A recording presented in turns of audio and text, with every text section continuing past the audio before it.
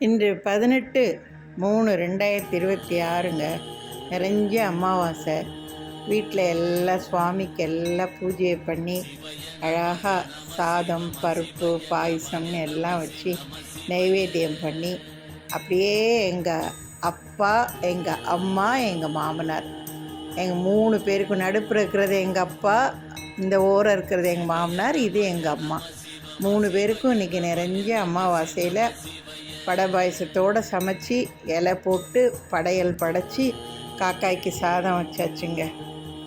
பாயசம் வாழைப்பூ பாயசம் வந்து ரவா பூரி பாயசம், வடை வந்து வாழைப்பூ வடைங்க.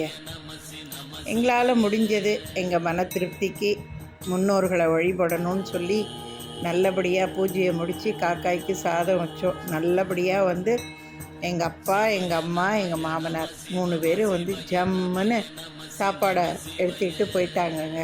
வடையும் எடுத்துக்கிட்டாங்க, பாயசம் எடுத்துக்கிட்டாங்க, அப்பளத்தை எடுத்துக்கிட்டாங்க, எல்லாத்தையும் எடுத்துக்கிட்டு எங்களை நல்லபடியாக ஆசீர்வதிச்சுட்டு சந்தோஷமாக சாப்பிட்டு போயிட்டாங்கங்க.